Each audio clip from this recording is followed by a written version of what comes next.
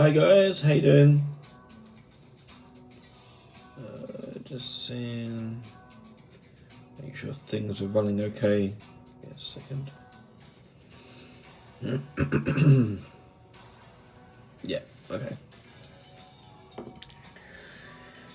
Hello. Good to see you guys.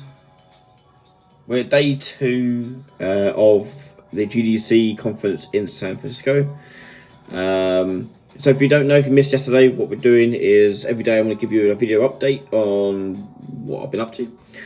So I want to share with you about what it is I'm doing here, what's going on over here, what it's like, and so you can make a judgment call about whether it's something you'd be worthwhile doing in the future for yourself. As I know, some people really want to try and do it, but are hesitant about it because it does cost a bit of money to do so. But let's try and help you understand when to make that judgment call with today. We're also going to go through, I thought it would be quite fun to go through as well, some of the comments people have made about the alpha gameplay of Mimic coming out. So we're going to address some comments or respond to some comments there. But yeah, first of all, a little update on what's been going on. Well, first of all, actually, hello everyone. Hello Jason, RTX, hello Sylvie. I hope you're all doing well. Yeah, so we're a bit earlier today than we were yesterday. I had to come back to the room because I'm knackered. I'm exhausted. I think the jet lag is kicking in a bit. I woke up at 5 a.m. this morning, like bolt upright, ready to go, and yeah, I think the jet lag is sort of having its toll on me. So my body thinks it's like midnight, or if not later than midnight, yeah. So early night for me, I think, especially as tomorrow is more of a busy day.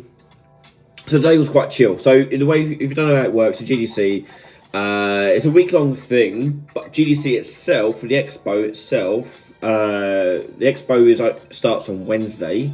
So Wednesday, Thursday, Friday, the expo, but sessions start on the Monday. So I went to a session first thing this morning about community management and talking about diversity and inclusion of community and how to foster that in your game, which was quite good.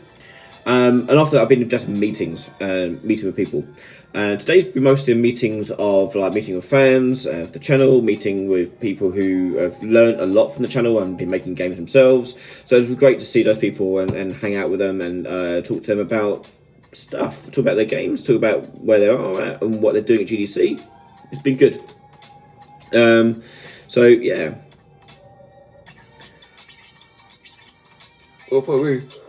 But we already quite a lot. Let's say early night for me. Yeah. So what today has been mostly about. I'd say it's been quite a chill day, and just spreading ourselves out and getting a feel for the space, getting a feel for the people, getting to meet some nice people, and yeah. So I went to an after party mixer thing. So if you don't know, every day in and around GDC Centre there is adjacent events going on. So adjacent like parties, mixers, networking events, things like that. So I went to a couple of those.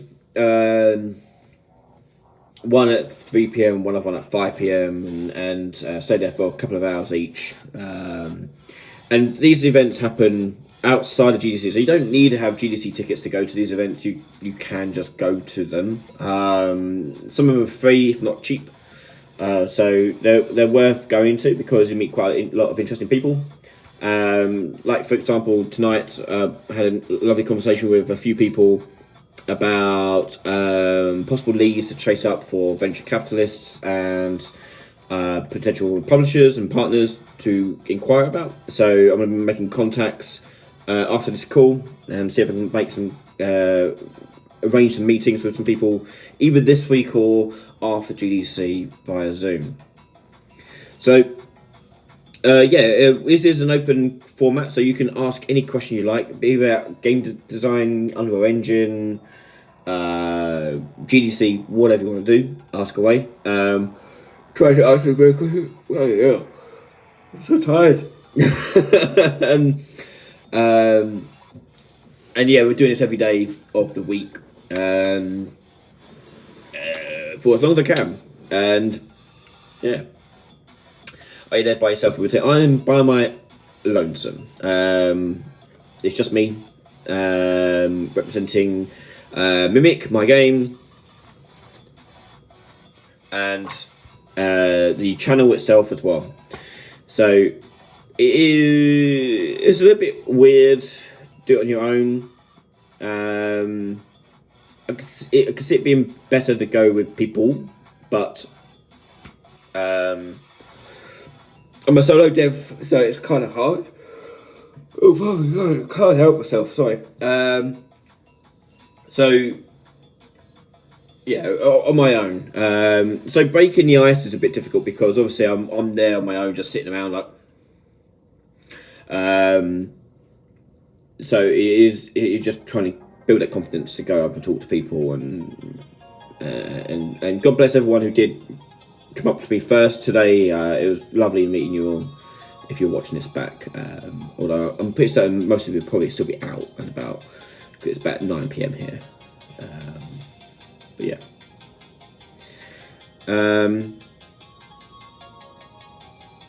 Yeah, I think if I was to do this again, I'd be with someone else. It's expensive. That's all.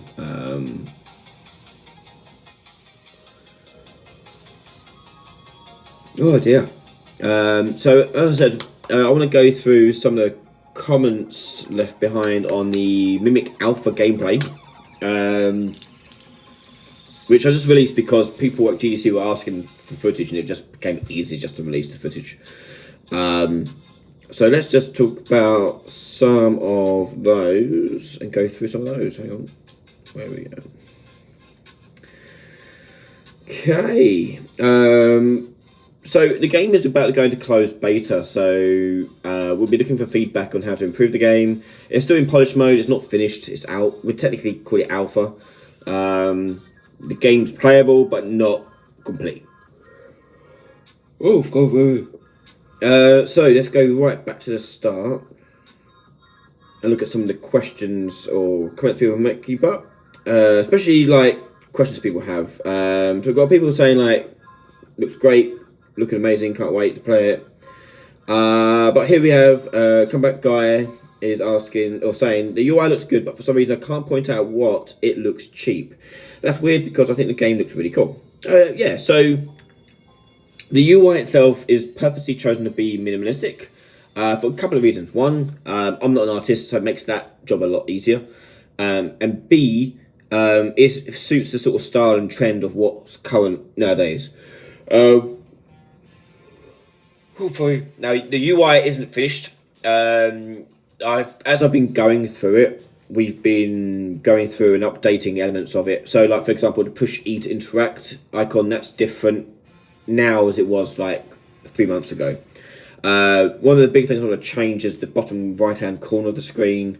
So I'm going to play about some ideas of how to make that look good. And then the rest of it I think is going to come down to animation and giving that satisfying feedback. But yeah. Next up we've got Digital Gorilla saying these smoke particles should receive lighting. They stand out too much. Yeah, so the smoke particles originally did have lit materials on them. So if you don't know, materials can be lit or unlit. Lit means to be affected by the light system. Unlit means they're not. And when I first went in, they were set to lit. Now, the lighting on them wasn't great, and it kind of like, you kind of lost them. They weren't really that visible. So, unlit made them look far more visible and more impactful, but obviously it kind of doesn't look as realistic. So, we'll probably go back to the well on those and look at what we can do. It may be a case where we have to maybe make it lit, but change the material somewhat to make it stand out a bit better. I don't know what, but we'll figure that one out. Experiment with some ideas.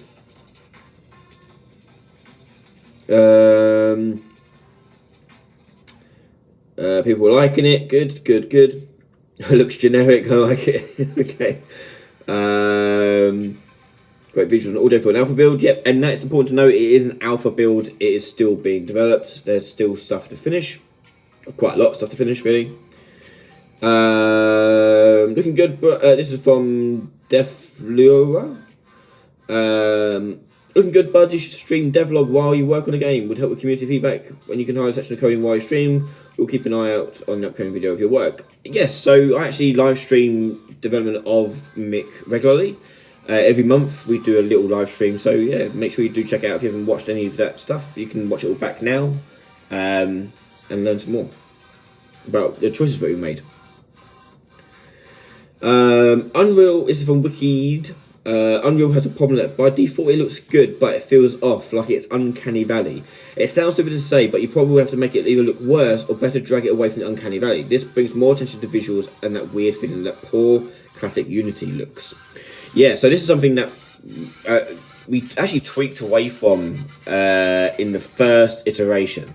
So the textures originally were very, very shiny, and so I went in and edited the textures to have far less shine on them and be far more non-reflective, and made it look a bit more gritty. It probably still feels too shiny. So again, we're going to do an A/B test. So if you know what an A/B test is, it's when you make two versions of something, or at least two versions of something, and you test it against a pool of people, focus group it, and see what one comes out best. Okay, so we'll do a version with as it currently stands, another version with it. Basically, I'm going to try and turn the reflections all the way off, if not down, really, really low. Turn the speculators way down, and try and make it look far more matted than shiny, and see if that comes across a bit better. If we're looking at games like Alien Isolation, they are far more matted than shiny. So, and that's a big inspiration for the game. So we'll give that a shot and see how that turns out. But look out for the post on that. We'll give we'll be looking for feedback. That's all. The doors should open slightly before the player gets to the door because it's annoying to get stuck on stuff. So that is actually semi-intentional. So a lot of the process behind Mimic is taking a look at what are the sort of tropes and cliche elements of horror films and horror genres, and try to replicate that in an interactive environment. And there's that classic moment of when you go up to a door and it doesn't open quick enough and you panic, that sort of panicking to open door.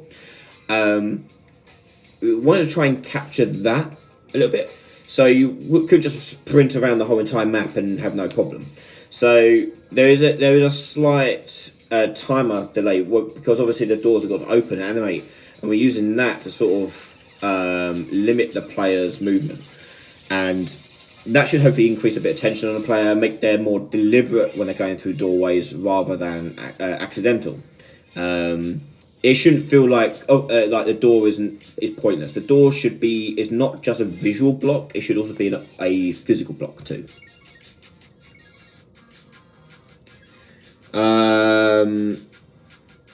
People agreeing with the smoke and steam need some work. Yep.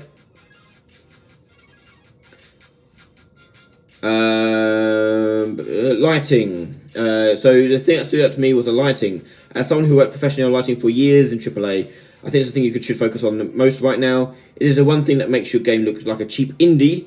I say this is the most respect for you and your work. Good luck with your project. Thank you. So the main reason why it might look like a cheap indie is because it is a cheap indie.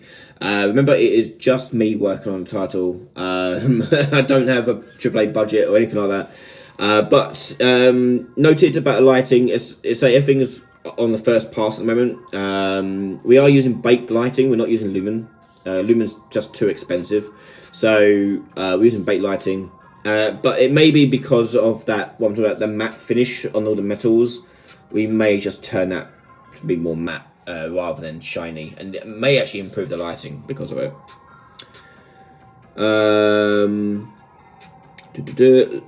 Accident looks standard UE5 levels generic with some bad effects. That model also feels weird thematically. You need to show some actual gameplay because it doesn't look enjoyable at the moment. Yes, we do need to set out actual gameplay, and that is because it's a multiplayer game. We need to show it in multiplayer.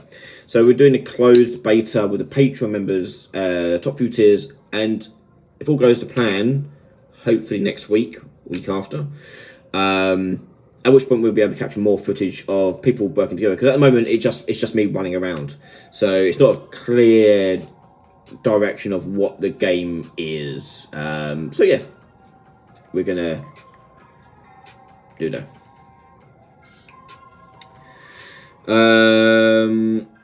I don't know, this looks blank. It looks blank because it's multiplayer and it's just me running around with it.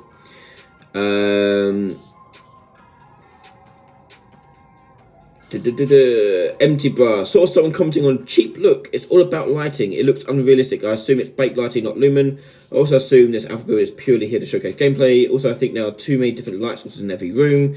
Just my 2 cents though. Keep up the good work. Okay, so first point, lighting it is unrealistic. Again, we'll go back to that. I think it's the I don't think it's the lighting. I think it's the reflection of the lighting that is looking a bit weird for people. So I'm gonna experiment with that and do some A/B tests with you, the community, and see what you think it looks better. It is not using lumen, as I mentioned. Lumen is really expensive to use, and if your lights aren't moving around, there's no point.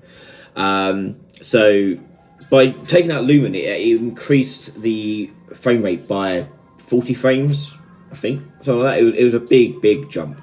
So taking it out is a no-brainer.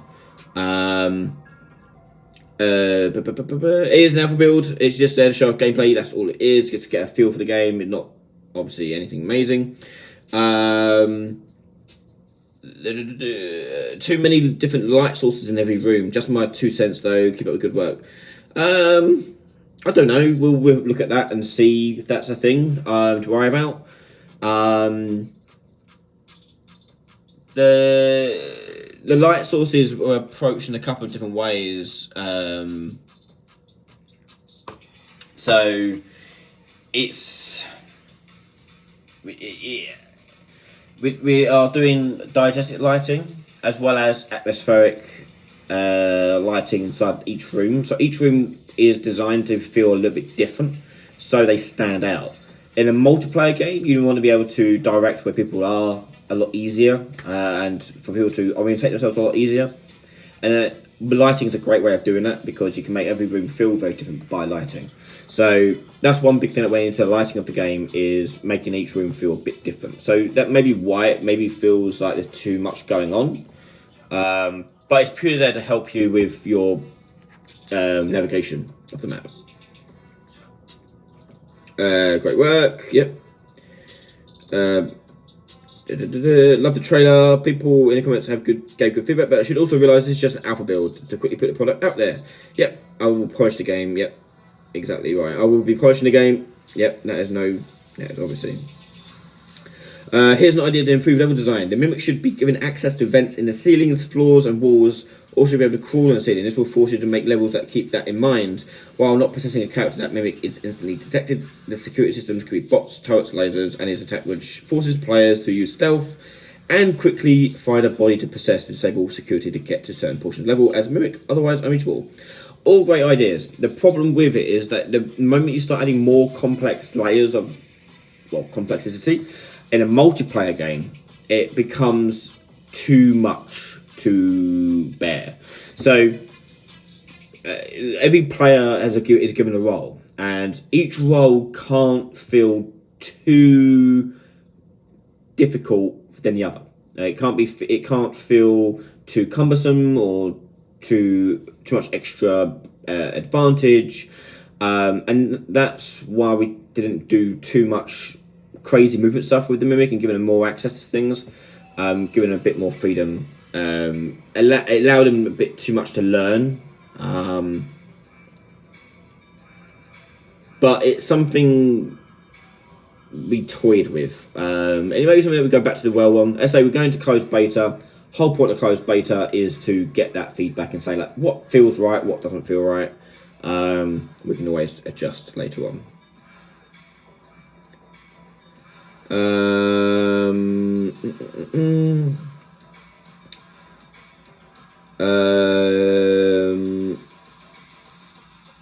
Lighting, yep, another one to improve. sound design needs most work, in my opinion, half the experience in horror games. It is the most important part of horror games. We have done quite a lot of sound.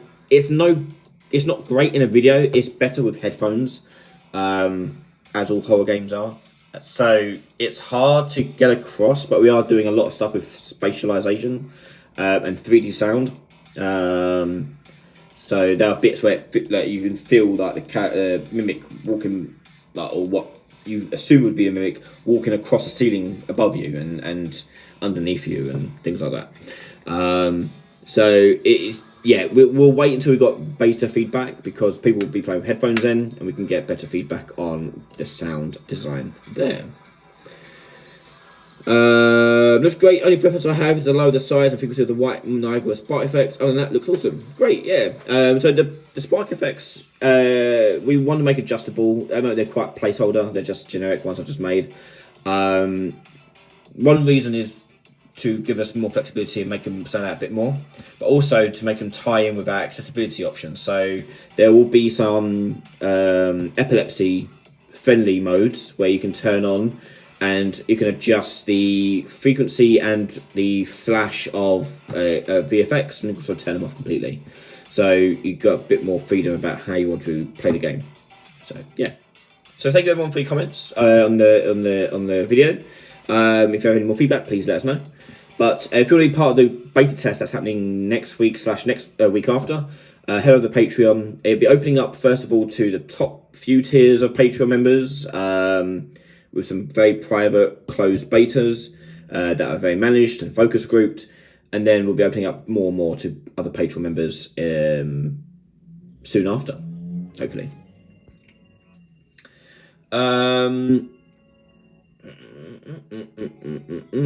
Stephen Kent, are you taking into account DLSS or fidelity effects in your frame rate targets? Not really, no. We basically we're testing it on different hardware to help with what our frame rate targets are going to be. At the moment, it runs over 60 FPS on my home machine, and it seems to run about 60 on the Steam Deck. Hard to say for certain, I need to check it, but it does seem that way on the Steam Deck. But I'm curious to see what it actually is doing. The next test is going to be stability. So how stable is it at 60 FPS? At the moment, we do see a little dip when the first solar flare happens, and that's because it's instantiating a load more particle effects around the map. So there may be a way of making that a bit more performant, a bit more friendly. So something to work on there. But yeah. Animator Alex, what game type would want to utilize Lumen then? If it's always an expensive option, is there any genre worth using Lumen for? So Lumen's really good for exterior world scenes. Also good for like filmic scenes. So like even though it may be games, but film as well. But if you're doing a game, outdoor large world would do just fine. Because you've got one major sunlight source, which is the main source of your light, obviously. And if that's if you want a day-night cycle. If you want it static light, if it's not going to move, then just bake it in. There's no hardness about it.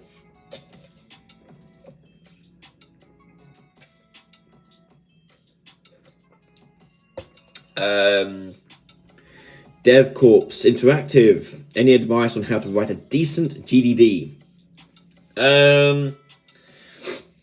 So I will be putting out a template GDD for Patreon soon that I've knocked together back at home, which gives you a sort of the bones of a GDD to put together. But generally speaking, a GDD is going to start off quite what we call macro, quite large in its scope and what you're trying to talk about, and then you're getting finer and finer and finer details as you go through it, till you get to the granular details. So wait for me to release that template and you can see some examples, but if in doubt, go check out some examples. There's loads on the internet that you can check out and see what they've done. But as long as it's organized, a decent GDD is organized, clear. Your role as a game designer is about communication and communicating your ideas across to not just the team, but also to players, things like that. And when you're communicating to your team, the GDD is one of the best sources for that communication. So you have to make sure you're good at writing. Hey Ryan from Rubidev. Do you have any idea of how I would encrypt my save files which contain a couple of variables like level, currencies and items? How would I store them in the cloud? Okay, so your save files are already encrypted to a special proprietary save file system in Unreal. But obviously nothing is perfect. It could always be unencrypted, but they are encrypted. If you want to make use of cloud saves, depending on what service you're using, so if you're using Steam or Epic Game Services, there's different things in motion to sort out there. So, for example, in Epic Game Services, you have to make sure you enable enough client privileges to be able to upload save file content to the cloud for individual players in their sort of area. But it wouldn't. Yeah, you wouldn't write about it yourself. It would be something that's handled by the provider of your online systems. So if you're doing an Xbox, for example, it would be Microsoft with their Xbox Live. It would be PlayStation. It would be PlayStation Network. Nintendo would be Nintendo Switch Online. They will have their own cloud-based system which will integrate with what you're trying to do. Okay.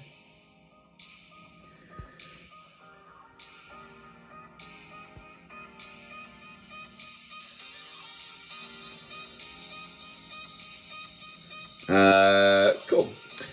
Any final questions? Because I'm going to make it an early one tonight because I am exhausted. But any final questions? How hard is it to do a multiplayer game? It's hard. But the reasons why it's hard is because it's hard to test and fix things multiplayer wise, because you need multiple machines, multiple accounts, things like that to just test the things, basic things are working. There's also the difficulty of dealing with lag. Lag is very difficult to account for. And so you may think that you've left enough time for something to instantiate when you're in the code, but you haven't when you have lag. That can cause some issues. So you do have to account for things like that and try and be aware of it, which can be a bit problematic. I do have a dev account on Steam, so I could use Steam services to save those files outside of Steam without paying for cloud services, for like premium currencies. So when you're a dev and you've signed up for Steam and you've paid the $100 or whatever it costs fee to upload a game, you fill out your details and you add a cloud save option, and it'll give you information in the SDK and documentation about how to use that. If you're using a plugins like Advanced Steam Sessions, there'll be nodes in Blueprint that can do that for you as well, and they just hook into the back end of Steam to upload to cloud. So as I say, the cloud stuff is handled all by them, so it's up to you to take a look at the nodes that are brought in by the plugin if you're using plugins to do the Blueprint stuff, because I don't think it's supported out the box, like plugin support for Blueprint support for it. You probably need another plugin for it. Interior scene, should you use Lumen or not? I personally say not. Again, you're going to see performance dip. It's more about whether it's going to be. Do you need that sort of ray traced look? Do you need that realistic look going on? If your light's not moving, then you can just bake it in.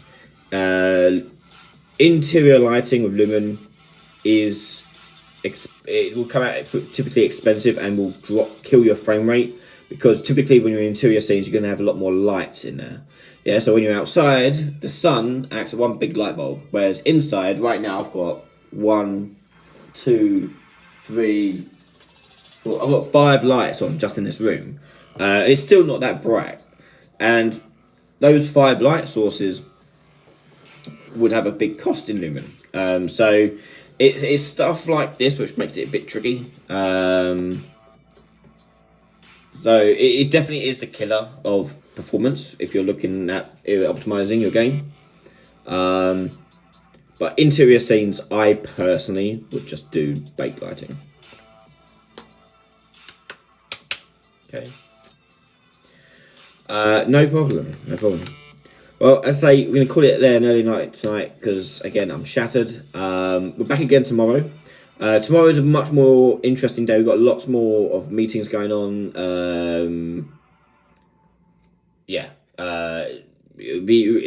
Lots to share, hopefully, if I can, tomorrow evening. So stay tuned for that. I'll probably do some like shorts or some like impromptu live streams while out and about as well. So keep an eye out for those. If you want to be notified, just hit the notify bell on the channel so you can be notified when I go live or post whatever I'm posting as the day goes on. So thank you very much, everyone. Take care and have a good night. I'm going to go get some sleep and all the best. Thanks for watching. Bye.